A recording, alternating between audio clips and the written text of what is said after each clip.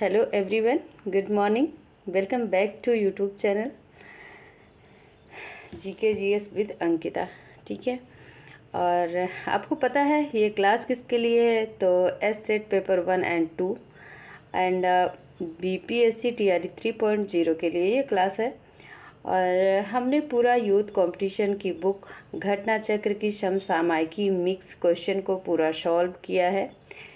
तो सभी का स्वागत है आज की क्लास में, और कंटिन्यू कर भी रहे हैं।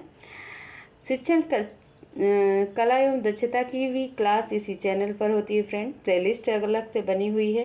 तो दूसरे तीसरे दिन हम शिक्षण कला एवं दक्षता की भी क्लास लेकर आ रहे हैं आपके लिए, तो उसको भी देखिए, ज्वाइन कीजिए, अपने मित्रों तक शेयर कीजिए। अगर चैनल पर पहली बार हैं तो चैनल को सब्सक्राइब ज़रूर कर लीजिए। और आपको पता है कि आपकी परीक्षा की घोषणा कर दी गई है और बहुत ही जल्द आपकी परीक्षा हो जाएगी। यानी आपको पता ही होगा कि आपका जो संभावित डेट है फ्रेंड, ये 15 to 20 जून है, और इन्हीं के बीच आपकी परीक्षा कंप्लीट करा दी जाएगी। तो इसको ध्यान में रखते हुए आप एकदम पूरी एनर्जी के साथ जुट जाइए और क्लास को भी शेयर कीजिए। ठीक है, अपने मित्र भाई बहन, अपने स्टडी ग्रुप तक, जहाँ भी पढ़ते हैं, चाहे टेलीग्राम ग्रुप हो चाहे व्हाट्सएप ग्रुप हो, तो प्लीज़ सभी से रिक्वेस्ट है, शेयर कीजिए क्लास को और कमेंट भी कीजिए कैसी लगी आपकी क्लास। तो आज हम देख रहे हैं फ्रेंड, ये साइंस का टॉपिक्स है जिसमें हमने फिजिक्स देख लिया था और केमिस्ट्री पर आए हुए हैं हम। तो यानी भौतिक विज्ञान को कवर किया, रसायन विज्ञान देख रहे हैं। तो बहुत ही जल्दी इसको कंप्लीट करके नेक्स्ट टॉपिक पर भी आएंगे। तो सभी का स्वागत है आज की क्लास में एक बार फिर से दिल से। ठीक है, जय माता दी। और चलिए हम देखते हैं क्वेश्चन नंबर 49 को।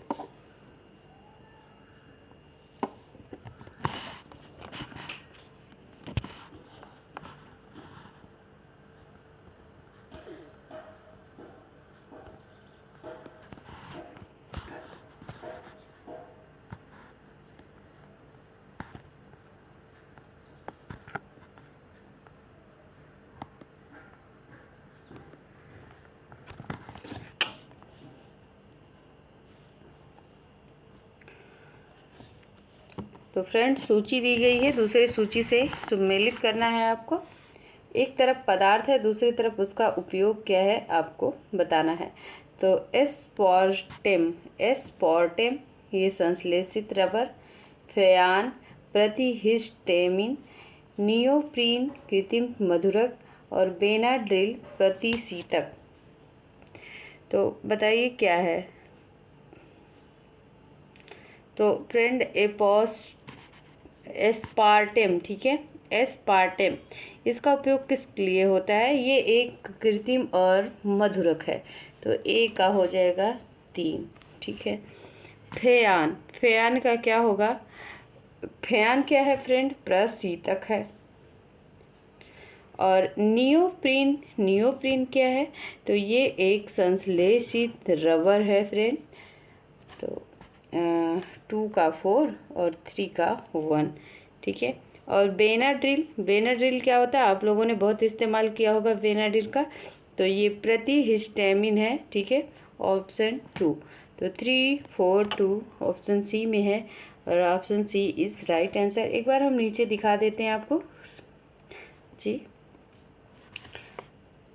एस्पार्टेम ये कृत्रिम मधुरक है, फ्रेयान ये प्रशीतक है, नियोप्रीन ये संश्लेषित रबर है, और बेनाड्रिल प्रतिहिस्टेमिन है। नेक्स्ट क्वेश्चन को देखेंगे। नेक्स्ट,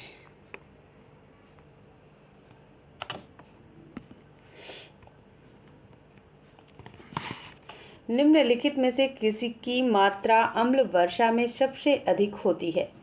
HCl, HNO3, H2SO4 या फिर H2CO2। तो फ्रेंड, इसमें पूछा क्या गया है प्रश्न में कि किसकी मात्रा अम्ल वर्षा में सबसे अधिक होती है?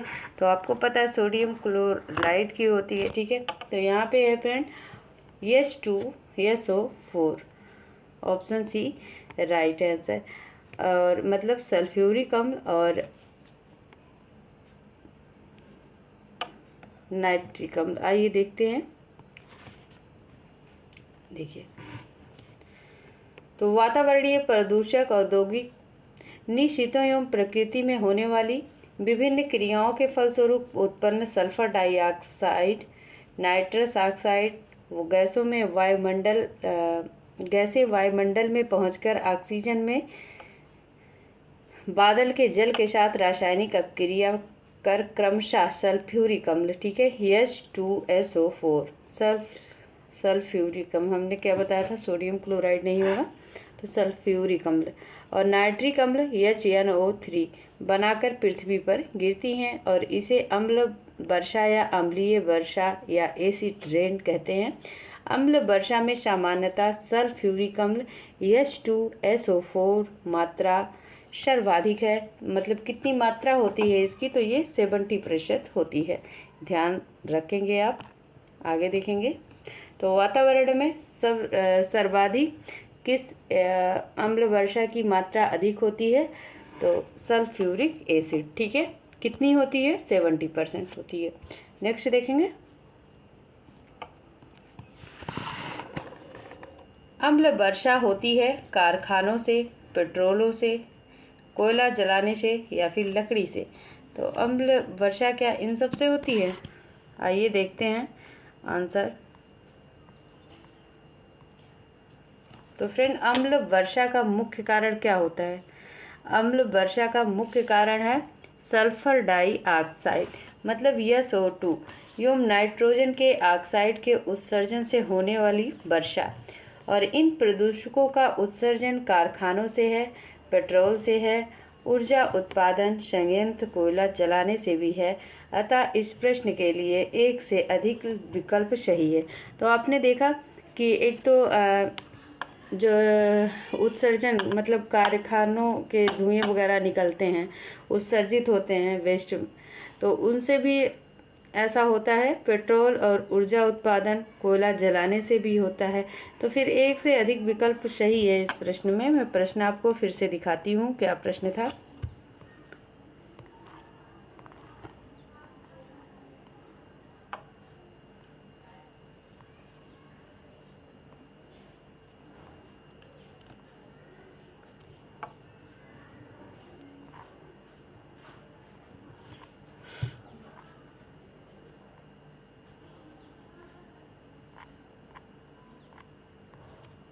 ये था, अम्ल वर्षा होती है, ठीक है। तो अम्ल वर्षा इन सभी से होती है, ठीक है। कोयला जलाने से भी होती है, पेट्रोल से भी होती है, लकड़ी से होती है। और तो आप समझ गए कि ये इसमें चारों ऑप्शन सही है, एक से ज़्यादा आंसर राइट होंगे, इसी लिए स्टार लगा हुआ था इस प्रश्न पर। और नेक्स्ट प्रश्न देखते हैं। शुष्क बर्फ है, ठोस पानी है, ठोस कार्बन डाइऑक्साइड है, निर्जल बर्फ है या फिर ठोस हाइड्रोजन पेरोक्साइड है। तो शुष्क बर्फ क्या है फ्रेंड? तो ये शुष्क कार्बन डाइऑक्साइड क्या होता है, ये बर्फ के समान दिखती है, ठीक है। तो आप पहले तो आंसर जान लीजिए, option B is right answer. आता है या क्या करती है, किस तरह दिखती है? तो कार्बन डाइऑक्साइड ये ठोस बर्फ के समान दिखती है, अतः इसे शुष्क बर्फ कहा जाता है। शुष्क बर्फ बिना द्रव रूप में बदले ऊर्ध्वपातित होकर कार्बन डाइऑक्साइड में बदल जाती है। नेक्स्ट देखिए, निम्नलिखित में से किसे शुष्क बर्फ कहते हैं? अब ये तो क्वेश्चन आपके लिए हलवा है। तो डिहाइड्रेटेड बर्फ, पहाड़ों पर गिरने वाली प्राकृतिक बर्फ, या फिर ठोस कार्बन डाइऑक्साइड, या फिर ठोस कार्बन मोनोऑक्साइड। तो friend, option C is right answer, क्योंकि ठोस कार्बन डाइऑक्साइड। नेक्स्ट, शुष्क बर्फ क्या है? ये ठोस बर्फ है, ठोस कार्बन डाइऑक्साइड है, ठोस अमोनिया है, ठोस सल्फर डाइऑक्साइड है। तो शुष्क बर्फ क्या है friend? Option B is right answer, ठोस कार्बन डाइऑक्साइड है। अभी आपने देखा। अगला प्रश्न देखिए, चूने का पानी किसके द्वारा दूधिया हो जाता है? तो CO या फिर CO2, O2 या फिर O3। तो चूने का पानी किसके द्वारा दूधिया होता है फ्रेंड? तो ये कार्बन CO2 कार्बन डाइऑक्साइड ही तो है, ठीक है। Option B is right answer. देखिए ये सूत्र है, आप याद कर लीजिएगा। तो चूने का पानी लाइम वाटर, कैल्शियम हाइड्रोक्साइड, तनु जली के विलयन में सामान्य नाम है। जब कार्बन डाइऑक्साइड गैस को चूने के पानी से प्रवाहित करते हैं तो चूने का पानी दूधिया हो जाता है। आप देखिए यहाँ पर CaOH2CO2 कैसे बनता है, तो CaCO3 प्लस H2O। इसको आप याद कर लीजिएगा, मान लीजिए आपसे पूछ गया। तो ये देखिए 2022 का क्वेश्चन है, निम्नलिखित में से कौन सा सीमेंट का मुख्य घटक है? तो चूना पत्थर है, सिलिका मिट्टी है, जिप्सम है या फिर राख है। तो अभी आपने देखा सीमेंट का मुख्य घटक पूछा गया है, तो ऑप्शन ई हो जाएगा। अच्छा, ऑप्शन ई क्यों होगा, आइए देखते हैं। क्योंकि सीमेंट का निर्माण प्रयुक्त होने वाले मुख्य घटक चूना पत्थर तथा सिलिका मिट्टी, चूना पत्थर सिलिका मिट्टी एक साथ गर्म करने पर उनकी अभिक्रिया के फलस्वरूप सीमेंट में किलंकर का निर्माण होता है। और इस किलंकर का मतलब कंकड़ का, ठीक है, 2-3% जिप्सम को मिश्रित करने पर सीमेंट का निर्माण होता है, ठीक है। अगला देखेंगे, एक कार बैटरी में प्रयुक्त विद्युत अपघटय होता है तो हाइड्रोक्लोरिक अम्ल, सल्फ्यूरिक अम्ल, नाइट्रिक अम्ल और आशुत जल। तो एक कार बैटरी में प्रयुक्त विद्युत अपघटय होता है friend, option B is right answer, sulphuric अम्ल। और आपसे लास्ट में 5 प्रश्न पूछे जाएंगे इसी क्लास से संबंधित, वो इसलिए कि आप इस क्लास को कितनी ध्यान से देखते हैं। आंसर ज़रूर देना है, सभी का आंसर कमेंट में आना चाहिए, ठीक है। आगे देखेंगे अगला क्वेश्चन, निम्नलिखित में से कार्बन किसमें नहीं है? हीरा में, ग्रेफाइट में या फिर कोयला में, या फिर ऑप्शन डी। तो friend option D is right answer, क्योंकि हीरा, ग्रेफाइट, कोयला तीनों कार्बन के अपरूप हैं, ठीक है। नेक्स्ट,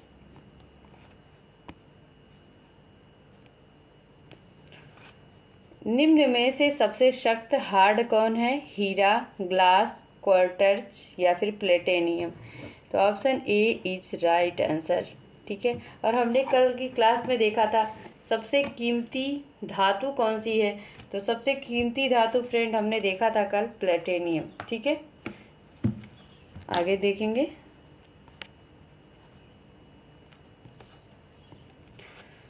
निम्न पदार्थों में से कौन सा पदार्थ खाने की वस्तुओं के परिरक्षण प्रयोग होता है? तो citric acid, potassium chloride, sodium benzoate या फिर सोडियम क्लोराइड।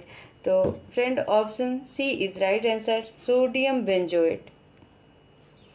ये प्रयोग खाने के परिरक्षण के लिए किया जाता है। आगे देखेंगे अगला क्वेश्चन, पारद धातु मिश्रण है, अति रंगीन मिश्र धातु है, कार्बनिक युक्त मिश्र धातु होती है, पारद युक्त मिश्र धातु होती है।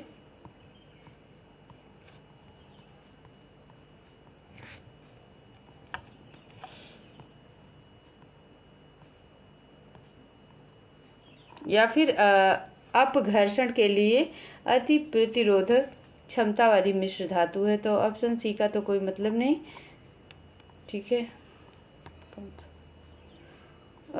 ऑप्शन डी का तो कोई मतलब नहीं, सी का है, option C is right answer है। पारद धातु क्या है? ये पारद युक्त मिश्र धातु होती है। अगला क्वेश्चन देखेंगे,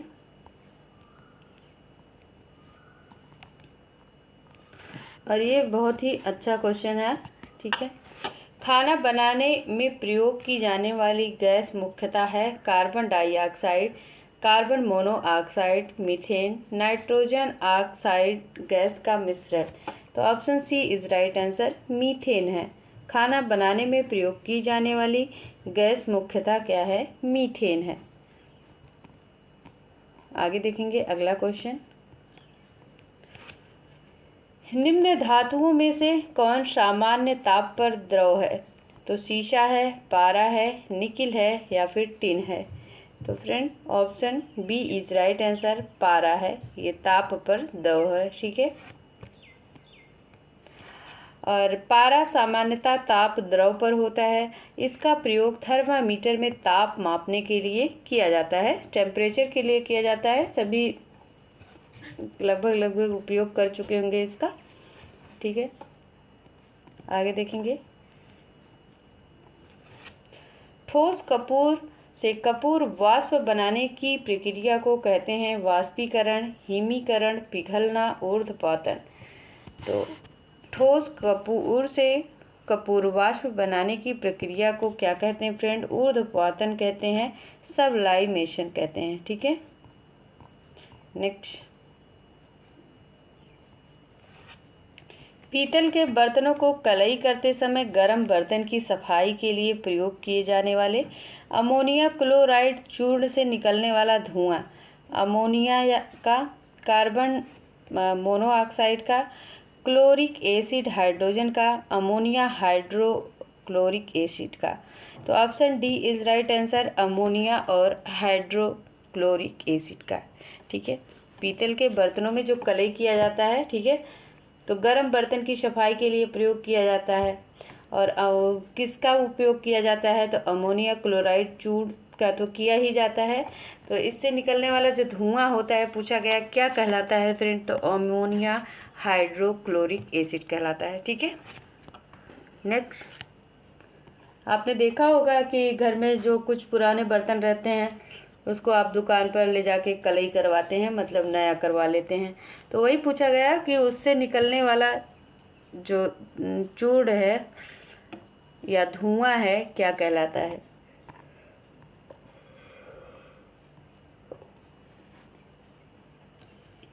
चलिए अगला क्वेश्चन देखिए। तो नींबू खट्टा होता है किस कारण से?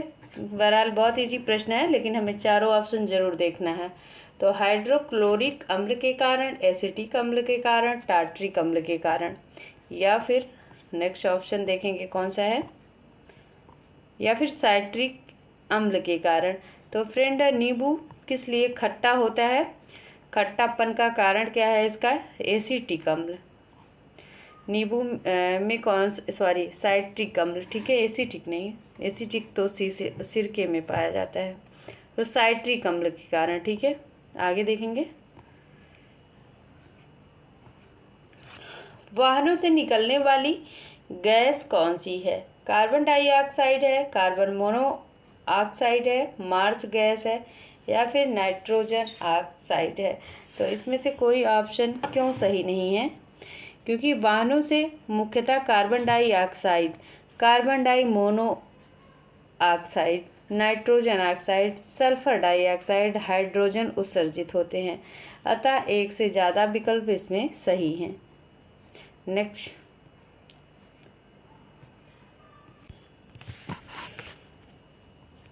तो स्टील की कठोरता प्रदान करने के लिए बढ़ाई जाती है, मतलब उसमें किस चीज़ की मात्रा को बढ़ा दिया जाता है? तो कार्बन या फिर मैग्नीज, सिलिकॉन या फिर क्रोमियम। तो option A is right answer, carbon की मात्रा। कठोरता का मतलब उसे स्ट्रॉन्ग बनाने के लिए। ठीक है, नेक्स्ट। किस खनिज से रेडियम प्राप्त किया गया था? चूना पत्थर, पिच ब्लेड, रूटाइल या हेमेटाइट? तो किस खनिज से रेडियम प्राप्त किया गया था फ्रेंड? तो ये है option B is right answer, pitchblende. ठीक है, तो पिच ब्लेड से रेडियम प्राप्त होता है, और पिच ब्लेड रेडियम का क्या है? अयस्क है। ठीक है,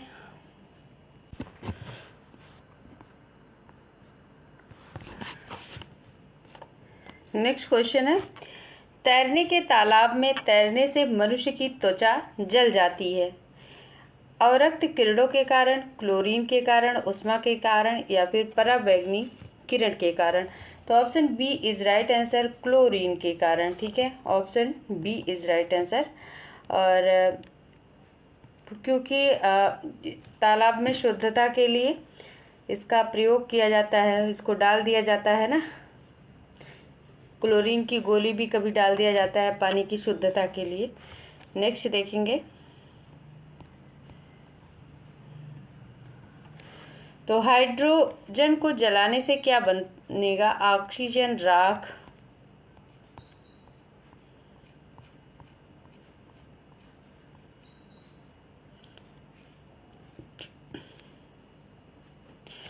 मिट्टी या फिर पानी।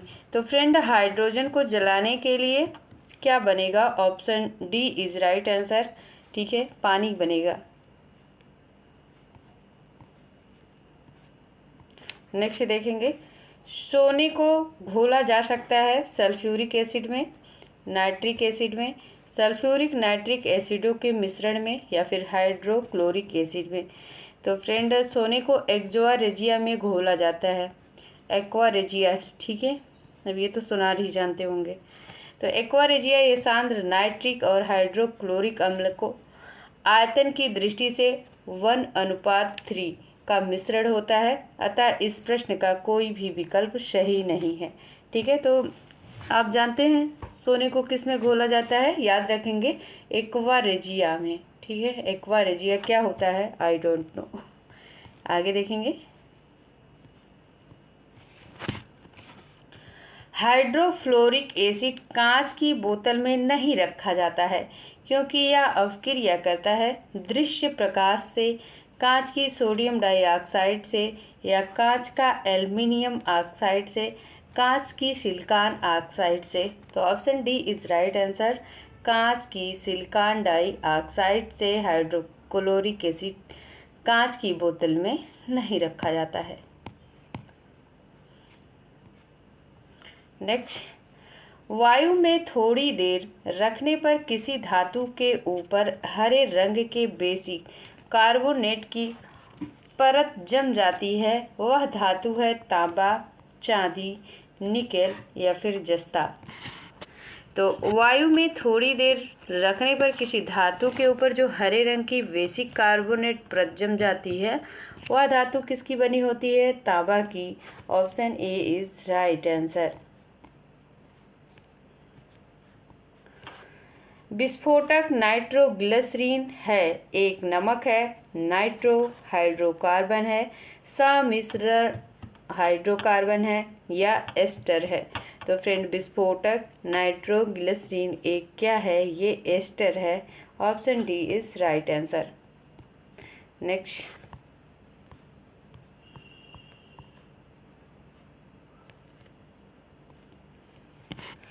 घरेलू एलपीजी सिलेंडरों में दाब मापक नहीं प्रदान किए जाते हैं क्योंकि ये बहुत महंगे होते हैं, या एलपीजी सिलेंडर गैसों की मात्रा को प्रदर्शित नहीं कर सकते हैं, या इनका प्रयोग निरापद नहीं है, या ये एलपीजी द्वारा चोक हो जाते हैं। तो option D is right answer, choke हो जाते हैं। चोक का क्या अर्थ है? तो एलपीजी का मतलब जो आपका सिलेंडर, खाना बनाने वाली गैस, ठीक है, लिक्विड पेट्रोलियम गैस।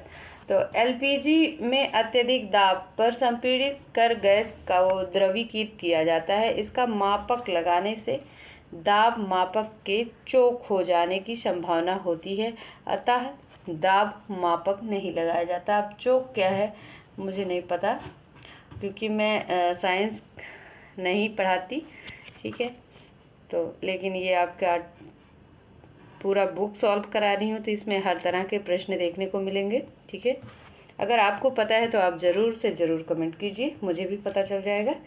निम्नलिखित में से किस खनिज द्वारा लोहा प्राप्त किया जाता है?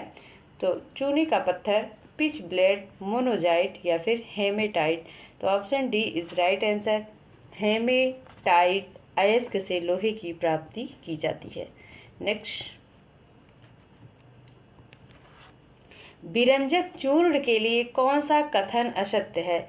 जल में अधिक विलेय होता है, हल्के पीले रंग का चूर्ण है, आक्सी कारक है, तनु अम्ल की प्रतिक्रिया से क्लोरीन क्या कहते हैं, निष्कासित करता है, मतलब निकालता है। तो option A is right answer. विरंजक चूर्ण के लिए जल में अधिक विलेय हो जाता है, ये आपका रॉन्ग स्टेटमेंट है। नेक्स्ट, जस्ते से एक आयतन भाग को आयतन भाग तांबा से मिलाकर पीतल बनता है। पीतल का घनत्व है 8000। अब देखिए कितने से कितने घनत्व, कितने से कितने किलोग्राम मीटर को मिला के बनता है, तो यहाँ भी ये भी दिया हुआ है, ठीक है। तो 8000 किलोग्राम या फिर 8300 किलोग्राम या फिर 95 है कि 9500 किलोग्राम मीटर या 9800 किलोग्राम मीटर स्क्वायर, ठीक है। तो friend option B is right answer, 8300। अगर कुछ मिस्टेक हुआ हो, मुझे लग रहा है मिस्टेक किया है मैंने इस प्रश्न में।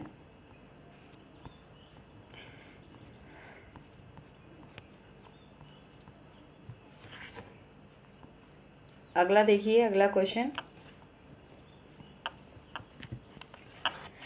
जस्ते से एक बर्तन पर विद्युत लेपन विधि में बर्तन को ऋण ध्रुव बनाया जाता है, शुद्ध जस्ते को धन ध्रुव बनाया जाता है। बर्तन को ऋण ध्रुव और शुद्ध जस्ते को धन ध्रुव बनाया जाता है, या बर्तन को धन ध्रुव और जस्ते को ऋण ध्रुव बनाया जाता है। तो option C is right answer, बर्तन को ऋण ध्रुव और शुद्ध जस्ते को धन ध्रुव बनाया जाता है। अगला क्वेश्चन है,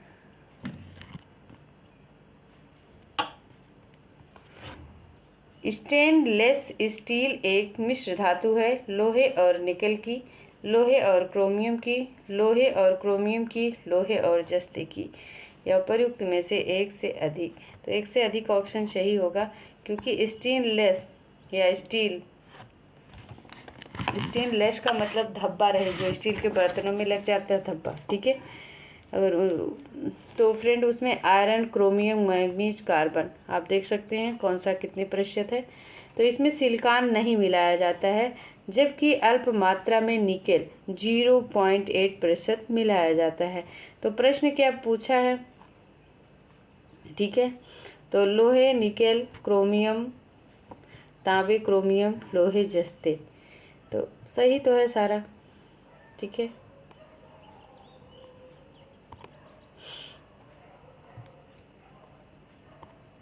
आगे देखेंगे, निम्नलिखित में से किसमें ऋणात्मक आवेश होता है? एक्स किरण, अल्फा किरण, बीटा किरण या फिर गामा किरण। तो फ्रेंड ऋणात्मक का मतलब क्या होता है?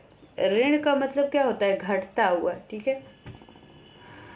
ऋणात्मक, धनात्मक, ठीक है, आपने सुना होगा। तो friend option B is right answer. ऋणात्मक आवेश किस में होता है? तो बीटा किरण में होता है। और रेडियो एक्टिव पदार्थों से अल्फा, बीटा, गामा किरणें निकलती हैं। अल्फा जो है कैसा होता है? ये धन आवेशित है। बीटा कैसा है? ऋण आवेशित है। और गामा कैसा है? ये उदासीन है। इम्पोर्टेंट क्वेश्चन है, ठीक है। नेक्स्ट, निम्नलिखित में से कौन सा इलेक्ट्रॉनिक संरूपण धातु तत्वों के लिए होता है? 28, 287, 288, 2882। तो option D is right answer. देखिए क्या पूछा गया कि इसमें इलेक्ट्रॉनिक संरूपण धातु तत्वों के लिए होता है। देखिए इलेक्ट्रॉन संरूपण क्षारीय मृदा धातु कितना होता है? 2882 होता है। और जबकि अक्रिय गैस यानी नियान गैस 28 होता है। हैलोजन और क्लोरीन 287 होता है। अक्रिय गैस आर्गन 288 होता है।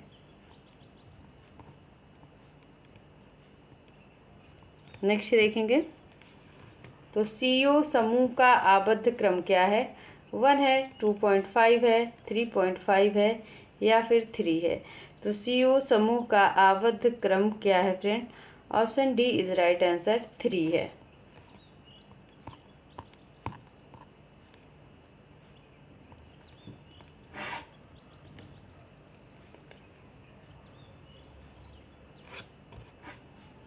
जिस तत्व के परमाणु में 2 प्रोटॉन, 2 न्यूट्रॉन और 2 इलेक्ट्रॉन, उस तत्व की द्रव्यमान संख्या कितनी होती है? 2, 4, 6 या फिर 8? तो option B is right answer, 4 होती है।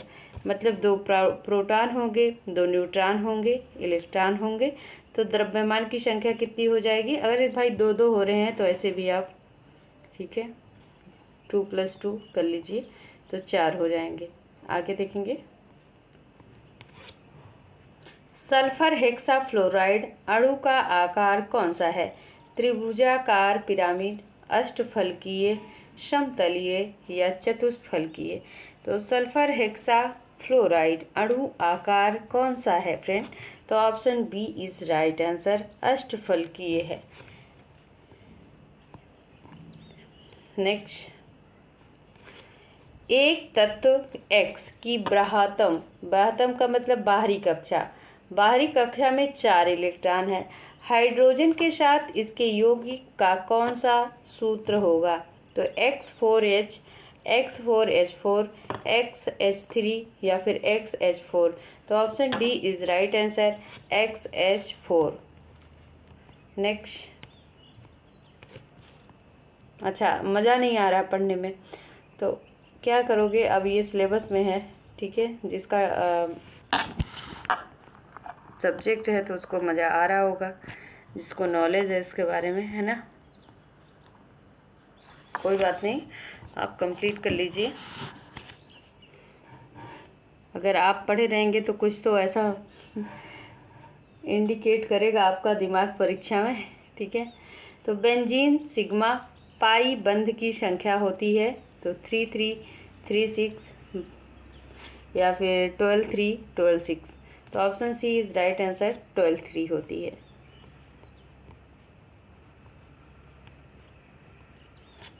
तो भारी पानी वह पानी होता है जिसका तापमान 4 डिग्री सेल्सियस पर रखा जाता है, जिससे कैल्शियम पोटेशियम के अविलेय लवण होते हैं, जिसमें हाइड्रोजन का स्थान आइसोटोप ले लेता है, या जिससे ऑक्सीजन का स्थान उसका आइसोटोप ले लेता है। तो option C is right answer, ठीक है, option C is right answer. Next देखेंगे,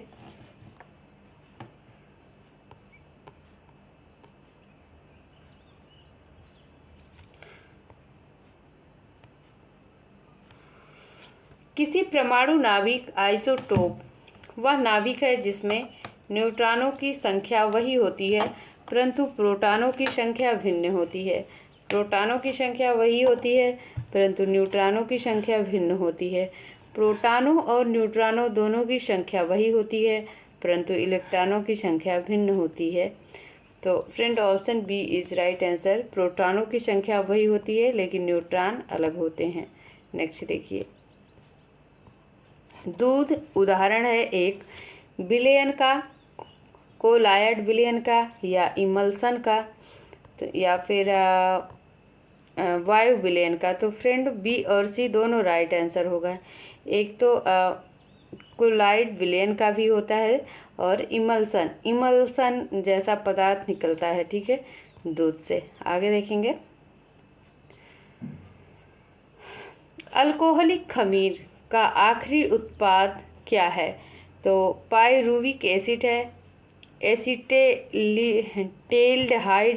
इथाइल अल्कोहल है या फॉर्मिक एसिड है। तो अल्कोहलिक खमीर का आखिरी उत्पाद क्या है? Option C is right answer, ethyl alcohol है। नेक्स्ट, ग्लूकोज को एथिल अल्कोहल में किस एंजाइम द्वारा बदल दिया जाता है? मोल्टेज, इन्वर्टेज या जाइमेज या फिर डाइस्टेज? तो option C is right answer, जाइमेज।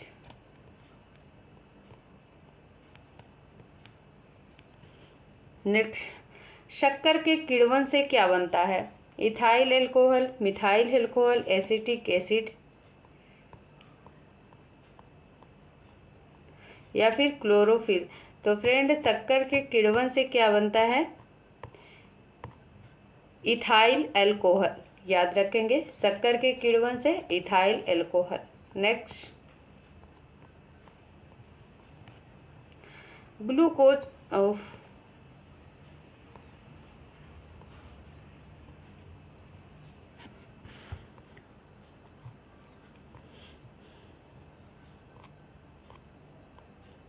चलिए, ग्लूकोज का सूत्र बताइए।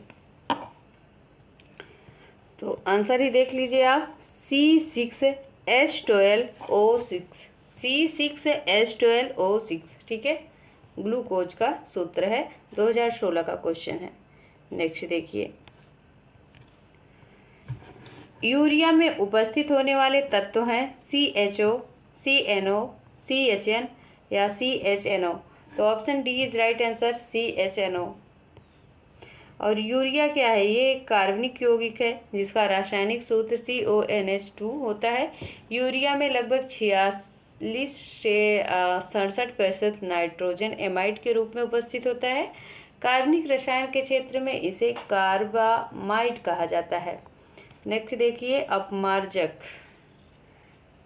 क्या है? साबुन है, औषधि है, उत्प्रेरक है या शोधन अभिकर्ता है?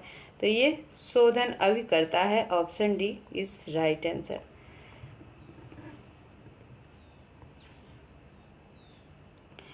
निम्न में से कौन सा पदार्थ साबुन बनाने में प्रयुक्त होता है? वनस्पति तेल, मोबिल तेल, केरोसिन तेल या फिर कटिंग तेल?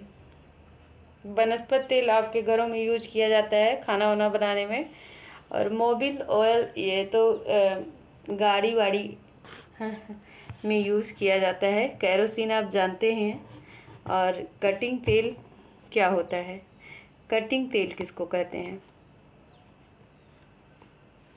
तो जब किसी तेल वसा को सोडियम हाइड्रोक्साइड विलयन के साथ विवेचित करते हैं तो तेल वसा संगत एसिड सोडियम लवण ग्लिसरॉल में परिवर्तित हो जाते हैं। इस अभिक्रिया को क्या कहते हैं? साबुनीकरण कहते हैं। नेक्स्ट देखिए,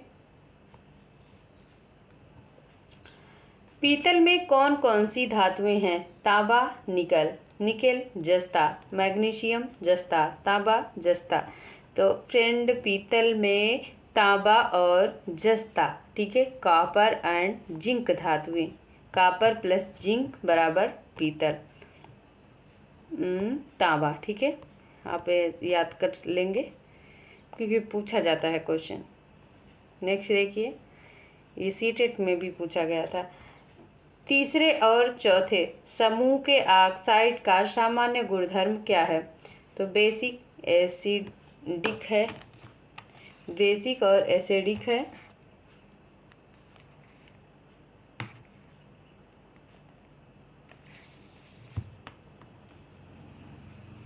या बेसिक है, एसिडिक है या उदासीन है। तो तीसरे और चौथे समूह के ऑक्साइड का सामान्य गुणधर्म क्या है friend? Option A is right answer, basic acidic है। नेक्स्ट, रेडियोधर्मी उत्सर्जन, रेडियोधर्मी पदार्थ उत्सर्जित करता है अल्फा किरण, बीटा किरण, गामा किरण या फिर उपरोक्त सभी। तो अभी आपने देखा रेडियोधर्मी पदार्थ उत्सर्जित करता है, तो ये सभी, ठीक है। और ये भी देखा था आपने कि ये किरणें धनावेशित, ऋणावेशित और उदासीन होती हैं। तो गामा किरणें कैसी होती हैं फ्रेंड? उदासीन होती हैं। अल्फा धनावेशित होती है, जबकि बीटा किरणें क्या होती हैं? ये ऋण आवेशित होती हैं। नेक्स्ट,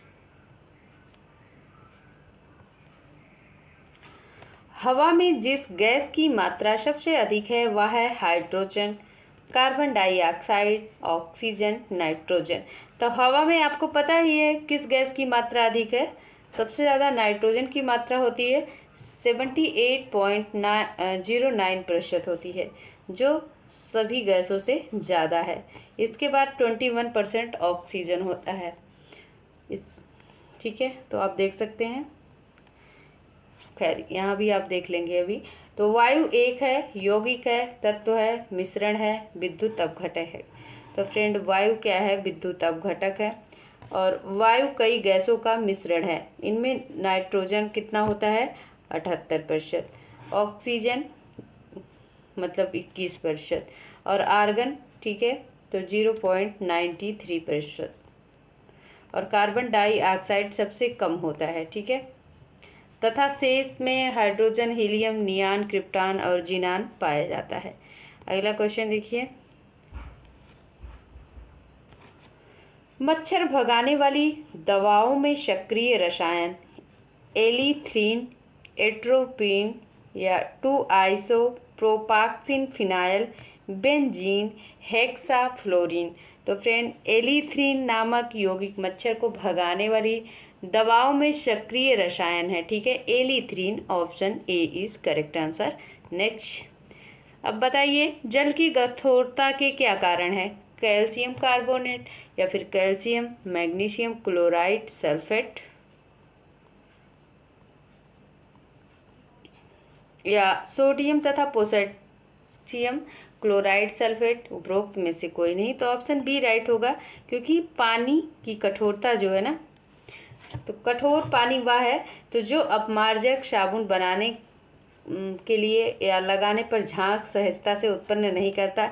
इसका मुख्य कारण कैल्शियम तथा मैग्नीशियम के क्लोराइड और सल्फेट हैं। नेक्स्ट देखिए, हास्य गैस क्या है? ऐसी कोई गैस होती है जिसको सूंघा दो या स्प्रे कर दो तो हंसने लगते हैं, ठीक है। तो नाइट्रिक ऑक्साइड या नाइट्रोजन पेंटाऑक्साइड, नाइट्रोजन पराऑक्साइड या नाइट्रस ऑक्साइड। तो फ्रेंड हास्य गैस, तो option A is D is right answer, nitrous oxide है। और ये हास्य गैस है, इसको सूंघने पर हंसी आती है।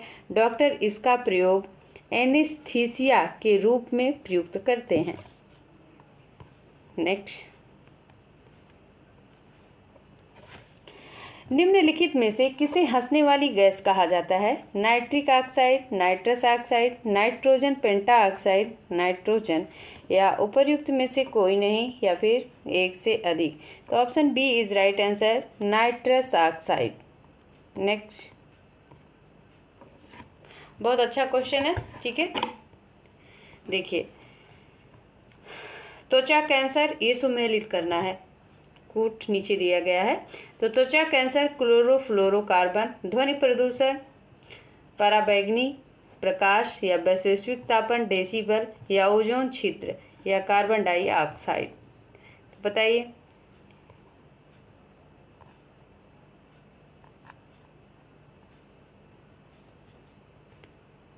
चलिए, अब छोटा कर दिया, आपको कूट भी दिख रहा है। फटाफट लगाइए इस क्वेश्चन को। तो फ्रेंड, त्वचा कैंसर क्यों होता है? तो त्वचा कैंसर आपको पता है पराबैंगनी किरण, तो 2 हो जाएगा। और ध्वनि प्रदूषण क्यों होता है? तो ये जो डेसिबल, इजी है एकदम, 3। वैश्विक तापन का क्या कारण है? तो कार्बन डाइऑक्साइड, 4। ओजोन छिद्र में क्या पाया जाता है? तो क्लोरोफ्लोरोकार्बन, 1। तो 2, 3, 4, 1 किस ऑप्शन में है? 2, 3, 2, 3,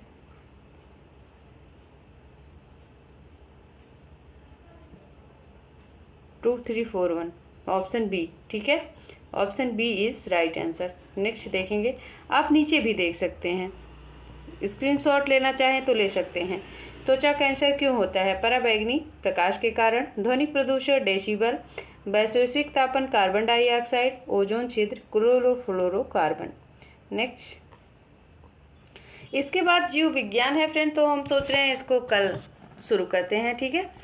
आज के लिए इतना ही। आपको क्लास कैसी लगी, हेल्पफुल है कि नहीं है, आप ज़रूर कमेंट कीजिए। और हमने कहा था हम आपसे कुछ प्रश्न पूछेंगे, तो बिल्कुल हम कुछ प्रश्न पूछते हैं। कुछ क्या, हम एक ही पूछ लेते हैं, ज़्यादा नहीं। मुझे पता आप नहीं करेंगे आंसर, तो हो सकता है एक का कर दें, तो एक का ज़रूर करिएगा। चलिए हम पूछते हैं आपको, वायुमंडल में सबसे ज़्यादा गैस कौन सी पाई जाती है? आपका कमेंट आना चाहिए। और कौन सी गैस की मात्रा सबसे कम है। तो ये दोनों आप क्वेश्चन समझिए और इसको कमेंट कीजिए, अपने मित्रों तक शेयर कीजिए। क्लास पर पहली बार हैं तो चैनल को सब्सक्राइब कर लीजिए, नोटिफिकेशन ऑन कर लीजिए। तो थैंक यू फ्रेंड, ठीक है, मिलते हैं कल की क्लास में। जय माता दी।